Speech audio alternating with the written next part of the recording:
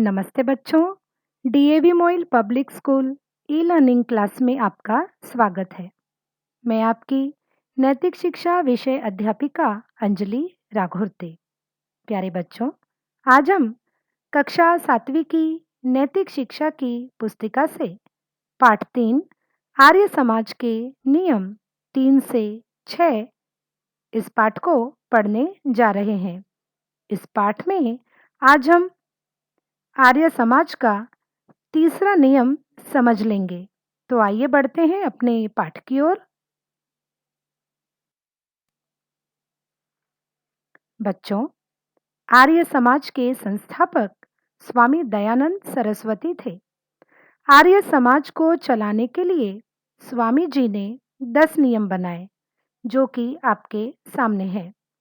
इन्हीं नियमों में से आज हम तीसरा नियम समझ लेंगे। तो आइए देखते हैं तीसरा नियम कौन सा है। तीसरा नियम, वेद सब सत्य विद्याओं की पुस्तक है। वेद का पढ़ना, पढ़ाना और सुनना सुनाना सवारियों का परम धर्म है। बच्चों, वेद को सभी सत्य विद्याओं की अर्थात सच्चे ज्ञान की पुस्तक कहा गया है। वेद का अर्थ है ज्ञान, ज्ञान को जानना। जिस प्रकार समुद्र की गहराई को कोई नाप नहीं सकता, सूर्य को कोई छू नहीं सकता, उसी प्रकार वेदों के रहस्य को भी कोई नहीं जान सकता। आइए तीसरे नियम की व्याख्या पढ़ लेते हैं। वेद 4 है: ऋग्वेद, यजुर्वेद, सामवेद और अथर्ववेद। इस नियम में वेद शब्द पहले हैं और सत्य विद्याएं बाद में। इसका अभिप्राय यह है कि कौन सी विद्या सत्य है और कौन सी नहीं, इसका निर्णायक वेद है। वेद के द्वारा सत्य की परख होनी चाहिए। किसी भी भ्रांति या हठ के आधार पर सत्य असत्य या वेद की परख यानी पहचान नहीं हो सकती। वेद अपौरुषेय है, अर्थात वे किसी पुरुष या व्यक्ति ने नहीं बनाए। सृष्टि के आदि में परमेश्वर ने चारों वेदों का ज्ञान अग्नि, वायु, आदित्य और अंगिरा को प्रदान किया। उन्होंने उसे आगे प्रचारित किया। वही ज्ञान आज पुस्तक रूप में है। यहाँ पर 4 वेदों के नाम आए हैं। आपको यह जानना होगा कि आखिर वेद क्या है। तो बच्चों, वेद ज्ञान का भंडार है। 4 वेदों की अपनी अलग-अलग विशेषताएं हैं। ऋग्वेद में देवताओं की स्तुति और अग्निदेव के आह्वान को समझाया गया है। यजुर्वेद में यज्ञ और मंत्र जाप का वर्णन है। सामवेद में भारतीय संगीत को दर्शाया गया है और अथर्ववेद में चिकित्सा विज्ञान की जानकारी मिलती है। हम वेदों को तप के द्वारा अर्थात अपने आप को मजबूत बनाकर पा सकते हैं। हमें जीवन के नियमों को कठोर बनाना होगा, तभी तो वेदों के ज्ञान को प्राप्त कर पाएंगे।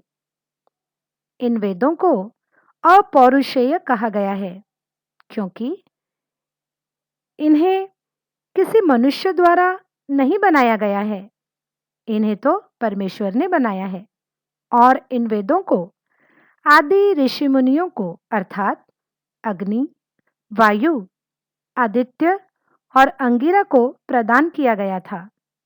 इन ऋषियों ने ज्ञान को प्रचारित करने का कार्य किया। जैसा कि नियम में बताया गया है, वेद को पढ़ना और पढ़ाना, साथ ही उसे सुनना और सुनाना भी है।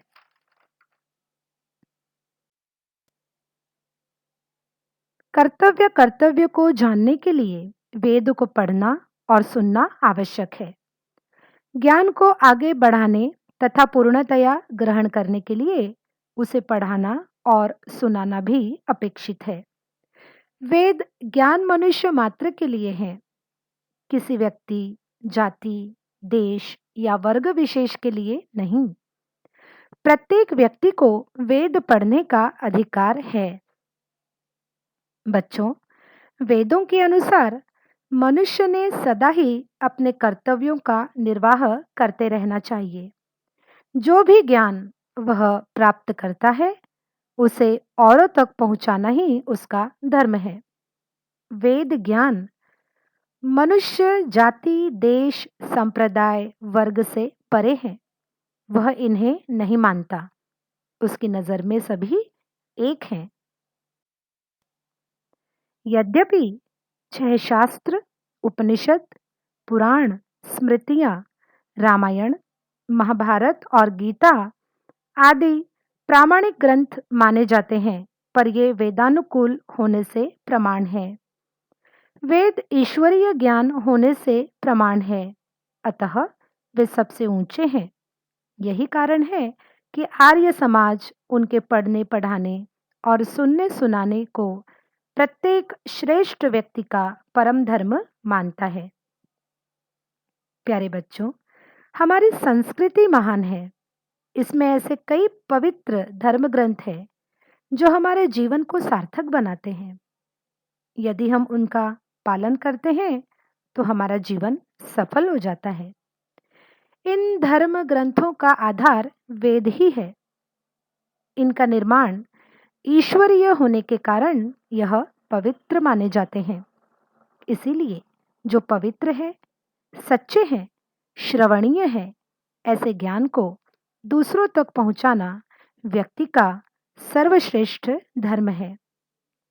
बच्चों, आशा करती हूँ कि आज का यह पाठ आपने एकाग्रता से श्रवण किया होगा। आइए आज का गृह कार्य देख लेते हैं। गृह कार्य, आर्य समाज का तीसरा नियम कंठस्थ कीजिए।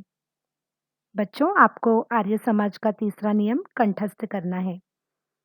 पिछली कक्षा में अर्थात छठवीं कक्षा में आपने पहला और दूसरा नियम कंठस्थ कर लिया था ना। इस बार आपको तीसरा नियम कंठस्थ करना है। आज के लिए इतना ही। अगला नियम हम पढ़ेंगे अगली ई कक्षा में।